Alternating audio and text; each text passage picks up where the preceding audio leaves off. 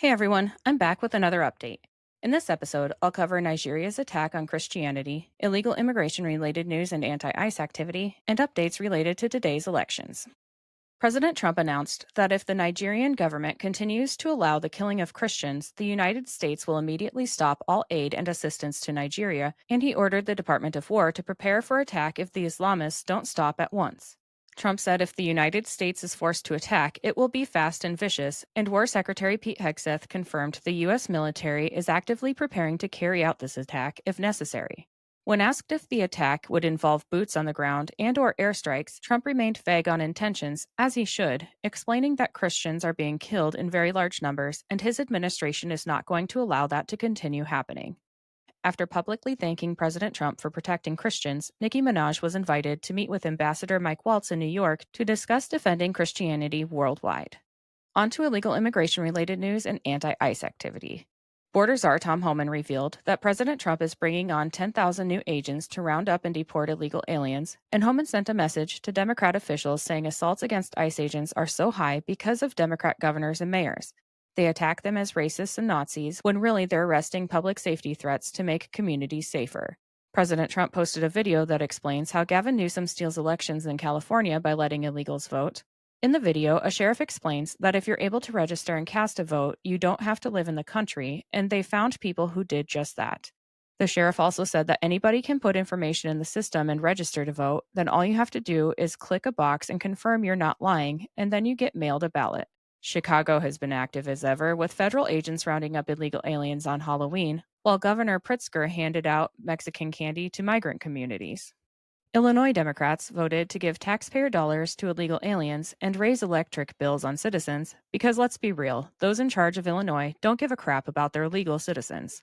If they did, they wouldn't actively fight cracking down on crime in the city. Of course, there's still activity outside the ICE facility in Broadview, and Illinois State Police had to declare unlawful assembly. Let's switch to some updates related to today's elections. As for the New York City mayoral race, it's now been proven that illegals are being instructed to vote for Democrats by nonprofit officials. In a video that has been released, an official asks a person if they're registered and then instructs them to vote for the guy with the M for Mamdani.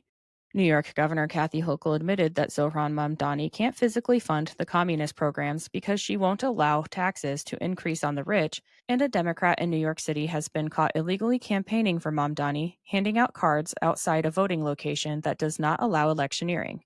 As for the Virginia race, Jay Jones, the Virginia Attorney General candidate who called for the murder of Republicans and their children and doubled down on that belief, was cheered on at an Obama rally with gubernatorial candidate Abigail Spanberger. Does anyone need any more proof that a large population of the Democrat Party wants Republicans dead? Also in Virginia, it has been exposed that Democrat lawmakers are ignoring state law by trying to draw in more Democrat seats for the 2026 Virginia congressional election.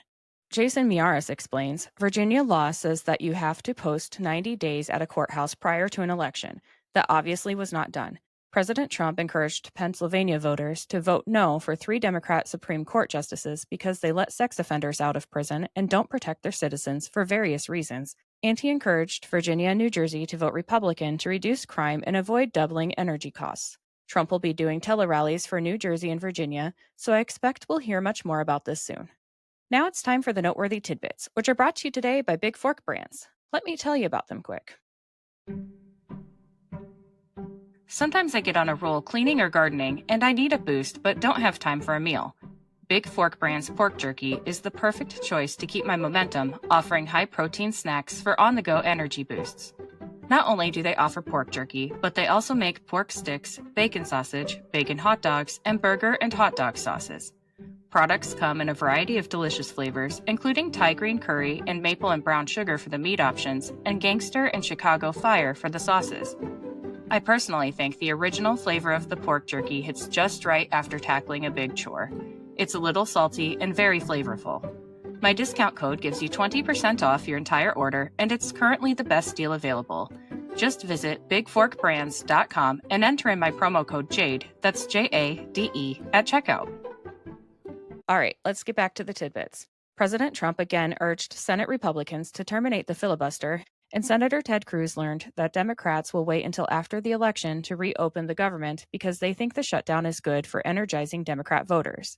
Senator Eric Schmidt demanded Watergate-style hearings on Judge Boasberg and Jack Smith for spying on Republican members of Congress and conservative organizations. He also demanded criminal charges.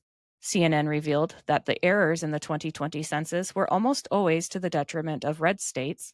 After President Trump's meeting with Chinese President Xi Jinping, War Secretary Pete Hegseth revealed major success was achieved, explaining that he and Admiral Dong agreed they should set up military-to-military channels to de-conflict and de-escalate any problems that arise, and more meetings are coming soon.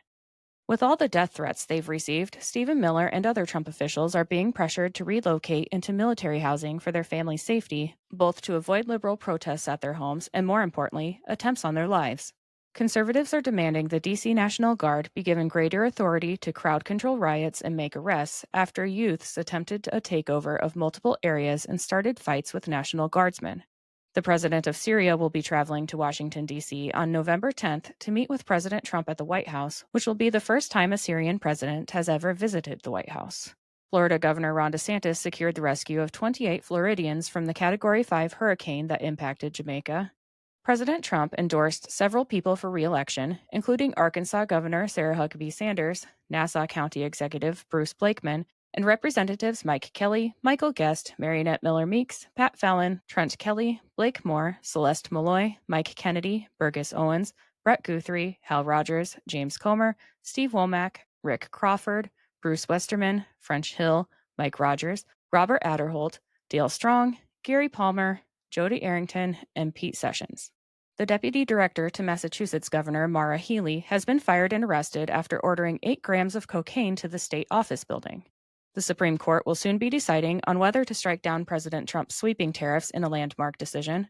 When President Trump was asked during his 60 Minutes interview if the indictments of John Bolton, James Comey, and Letitia James are political retribution, Trump pointed out that he was also indicted and that he was innocent. Trump also confirmed Russia and China are testing nuclear weapons, so now the United States will do the same. That's all I have for today. I'll be back with another update soon. Until then, please like, subscribe, and share this podcast, and follow me on Instagram and X at Shades of Jade Pod. Thank you for listening and have a great day.